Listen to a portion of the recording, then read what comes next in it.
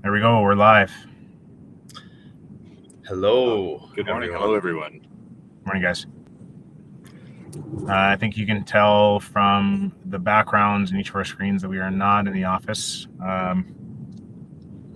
Daniel and I are both out on the road, and Michael is. I think you're at home on your way out as well. So yeah, I've got a parent-teacher interview coming up actually that I've got to attend. Okay. Well, you look good for it, so thanks. Good. Yeah. How do you think you're gonna fare? Oh God, I hope they don't cut me. Will you get fired? Yeah.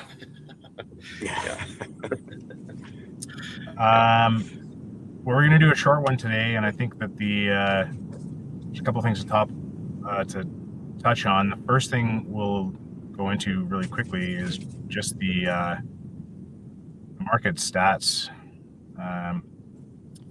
Dan's on the road. I am also on the road, but I do have my computer here in front of me.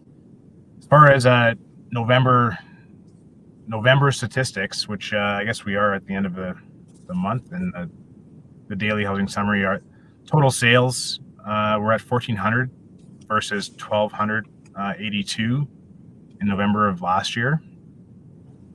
New listings are up to 1,806 from 1,302 of last year, but the current active listings is 3,145 from 3,395 of last year, and actually the actual today's number of active listings, when I pulled it up in the back end of Realtor.ca, was about 2,500, maybe 2,600. So that number 3,145 is not accurate as at today.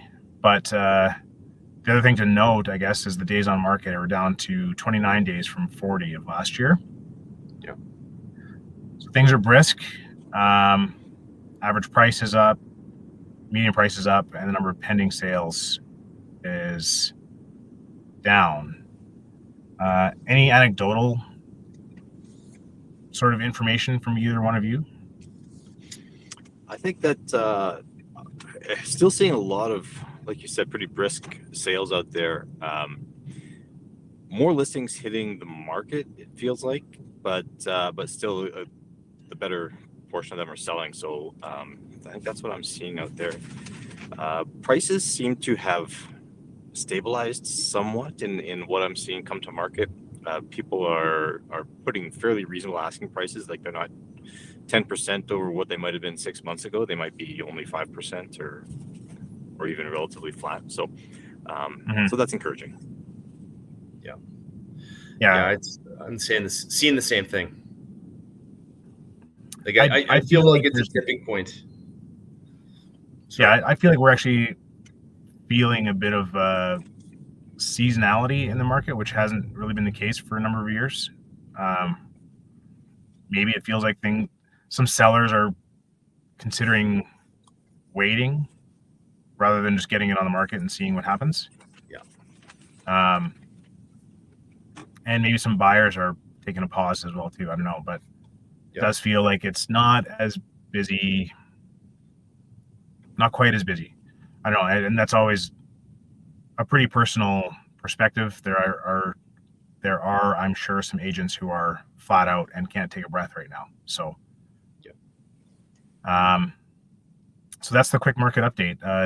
Still pretty good, I would say. I get the sense that you're muted. Oh yeah, Dan's muted. I'm just encouraging my kids to jump out of the car here now that I'm home. So. Gotcha. Yeah. My daughter, she hates me today. We had to get 3 baby teeth removed at the dentist this morning, so she's oh my she's God, a little grumpy. Not feeling great. She's a little grumpy. Right. Is this like in the lead up to like a whole series of braces and retainers? No, they were. She had shark teeth, so the new teeth had come in, and the old teeth were still hanging on. And oh, really? Dentist said they gotta go. So nice. So Michael, I wanted to ask you a question. Yeah. Recalling back to an episode we did a couple of weeks ago about a couple cool houses that we presented. Yeah. You've had the opportunity to go through one of them. Yeah.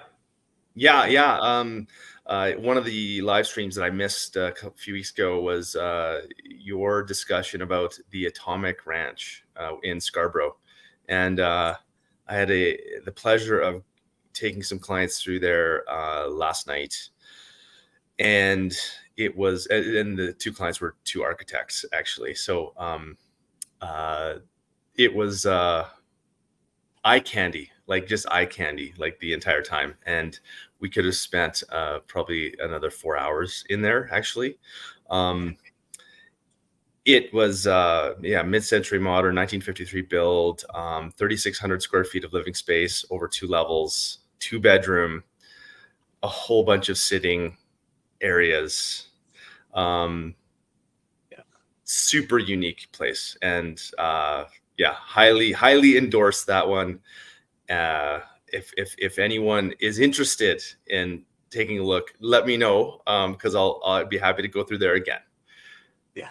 Right. Yeah, it looks like such a cool place. I wish I had a client that was looking for something like that at the moment. Yeah. Just to get in there. But Yeah. Anyway, No, that was a highlight of yesterday. Sorry, Dan. Go ahead. That's cool. Well, no, that's good that it sounds like it didn't disappoint in person. So very cool. No. Yeah. That's I could go on about like all the little details. Frankly, my clients would be able to go on much more credibly and effectively to describe all the things. I'm a layman in terms of describing all of the kind of design elements that were in there. It's just amazing. Yeah. Cool. Well, thanks for that report.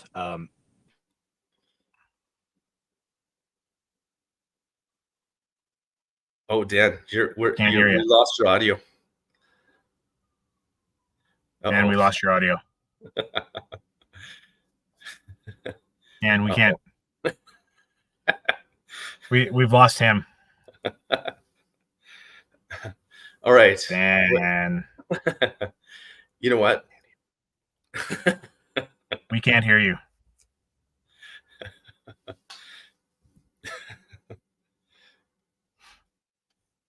Nope. No.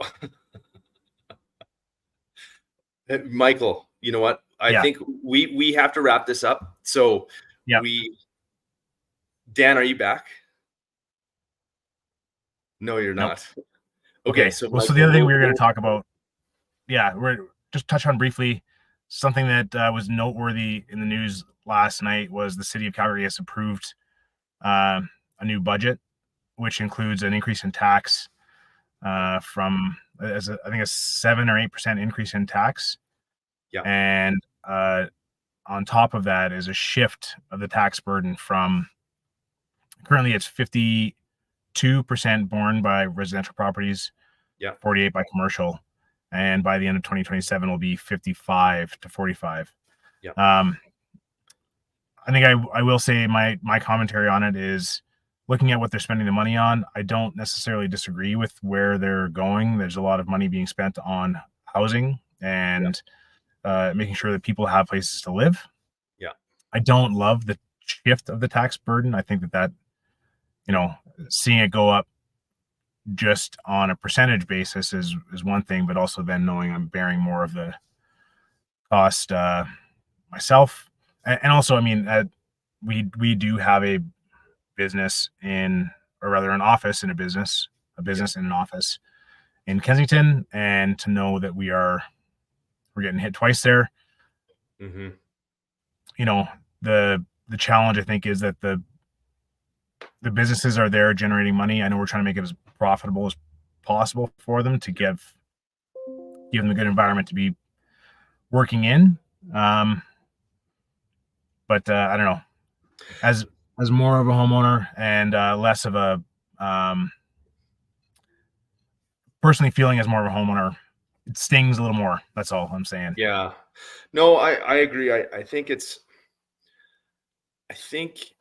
the council are in a difficult position And I think just the reality of, business taxes in downtown Calgary, especially, but business taxes in general in Calgary are a lot higher than, in the place like Airdrie, Okotoks, Cochrane, other places. And so,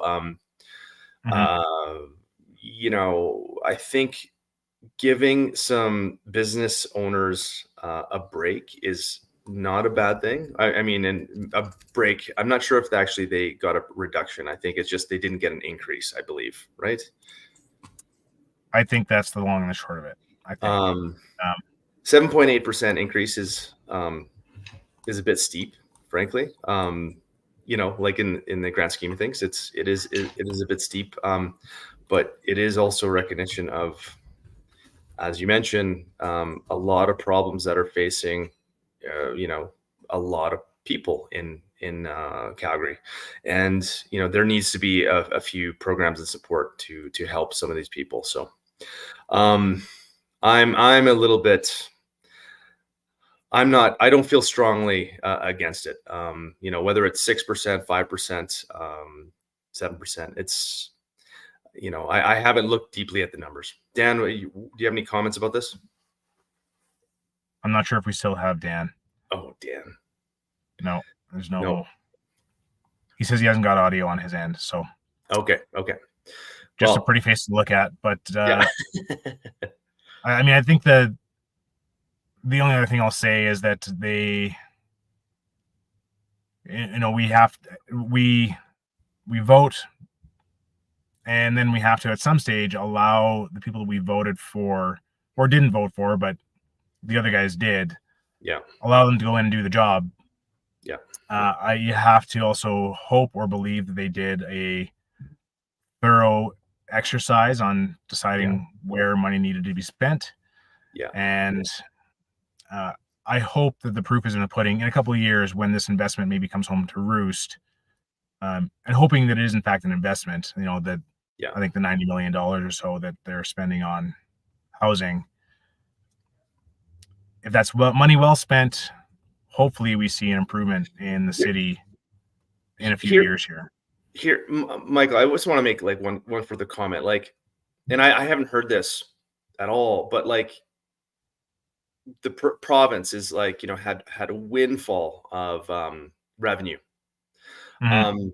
I haven't heard of any initiative that the province has undertaken to actually alleviate and address some of the problems that are in the cities. And they're like kind of the level of government that is like absolutely flush with cash. And I'm not saying like, oh yeah, now they've got to spend it. I'm not saying that, but it's not like the City of Calgary is flush with cash. And so it would be amazing to have that level of government step up. I know that the federal government, I'm not it's kind of lukewarm, like what their initiatives, like how they've been received, the initiatives that they just introduced. I think they could have probably done more. But yeah, the province, I think, needs to step up, to be quite honest, because the vast majority of the people in the province are actually living in, Calgary and Edmonton. Yeah. Dan, it looks like you can hear us now. Can you hear you now? Yeah, I'm not sure what was going on, guys. A phone call came in while I was on my thing, and it just sort of upset everything. So, right. Michael, I understand the federal government program for housing, anyways, is it relies on municipal money as well. Is sort of my understanding of it. Like it requires some sort of partnership between the multiple levels. Yeah. Well, and also the accelerated program, like, was contingent upon the municipalities adopting like blanket upzoning. And when I think about that, I think to myself, like, God, that's a damn stringent condition, that does not, I don't know, like it's very blunt. That's a blunt force object, to be honest. Mm-hmm. But yeah, go on, Dan. You're right. And it seems like all of the tools available to the governments, and it's maybe no fault of their own, but they are blunt instruments, right? I mean, interest rates, taxes, interest rates. Yeah. Like they've got taxes. They're fairly blunt, and all of these blunt instruments are not great at doing what the government appears to be intent on doing in manipulating the market. Yeah. Right. And they're kind of, you know, we go back to some things like Airbnb restrictions. They've put in some CRA tax disincentives, if you want to call them that, for people doing short-term rentals. Again, just in my view, kind of a terrible thing for the federal government to do to try and alleviate, you know, like there are so many places where the housing issue is not a result of short-term rentals, and now it's just not an option. It is going to be interesting to see how this shakes out. You know, you touch on the short-term rental topic, which is, you know, I have lots of familiarity of, and it's going to be interesting to see what happens. What they did in BC, I think, is like wickedly, like, I think the pendulum has swung really far in the opposite direction. I think there's middle ground that they should find, because I think it's going to decimate some markets. Like, you know, just as an example, I believe that there's like purpose-built short-term rental condominium towers that were either just completed or in the process of being completed, several of them in Kelowna, that now, like, is this going to lead to like major lawsuits? Yeah, like against the federal government or sorry, the provincial government. I'm sorry. Like that's pretty crazy. Like, you know, you take, it's not just, there's a lot of small investors that were actually, you know, buying these places, and they're going to get hurt really badly, whether it's in Kelowna, Vancouver, Victoria, and you know, I understand the intent, but there could be a lot better way of going about it, I think. No doubt. Anyways, yeah. Well, I think that's at least for me. I have to now run to something else. So Yeah, I think that's about time. We've talked about taxes and politics, so I think we've probably upset everyone. And with that, we'll sign off and wish everyone a good weekend. And we'll see you in a couple of weeks. Okay, thanks everyone for tuning in. See ya.